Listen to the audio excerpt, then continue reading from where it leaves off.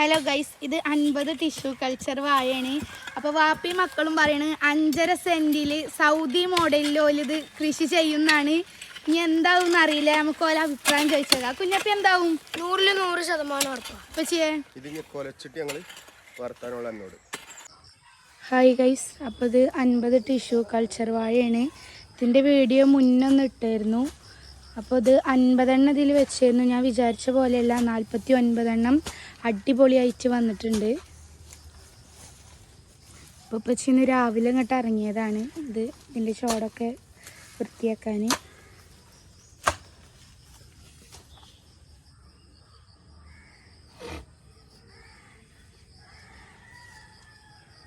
നിങ്ങളെന്താ ചെയ്യണേ?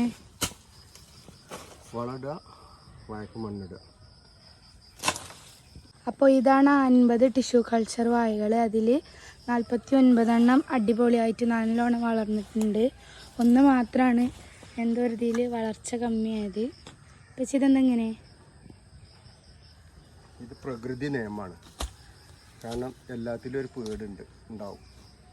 പജ്ജി ഞങ്ങളിലില്ലേ, അതേമാതിരി എല്ലാത്തിലും ഞങ്ങൾക്ക് നല്ലോണം വീഡിയോ എടുത്ത് തരുന്നുണ്ട്. ഞാൻ അത്രയും നിങ്ങൾക്ക് വീഡിയോ എടുത്ത് തന്നിട്ട് ഇനി ഞങ്ങൾ പുച്ഛിച്ചല്ലേ? നിയമമാണ്. ചിലപ്പോ ഒന്ന് പേട് ഇനി എടുക്കൂല, നിർത്തി, ഇതോടെ നിർത്തി. നല്ലൊരു പേടുണ്ടാവും. ഇത്രയും വീഡിയോ എടുത്ത് തന്നിട്ട് ഒരു 50 റുപ്യ 100 റുപ്യ തരും ചെയ്യും, ഒക്കെ എടുത്ത് തരും വേണം. ഇനി പുച്ഛിച്ച നിർത്തി.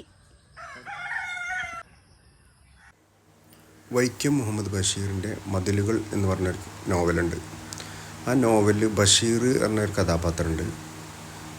ബഷീർ ജയിലിൽ ഒരുപാട് റോസാപ്പൂവിൻ്റെ ചെടികൾ നടും. ഈ ചെടികൾ കുറച്ച് കഴിഞ്ഞിട്ട് എല്ലാ ചെടികളും പൂക്കും.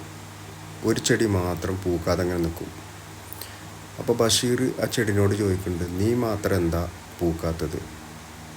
ഇവർക്ക് തരുന്ന എല്ലാ വെള്ളവും വിളവും നിനക്ക് ഞാൻ തന്നു, നീ എന്താ പൂക്കാത്തത്? പക്ഷെ ആ കഥയിൽ ലാസ്റ്റ് ആ ചെടി പൂക്കണുണ്ട്. അതുപോലെ ഈ ചെടിയും ഈ വാഴയും ഒരു ദിവസം ബേക്കത്ത് അതുപോലെ ആകും, ആക്കിയെടുക്കും.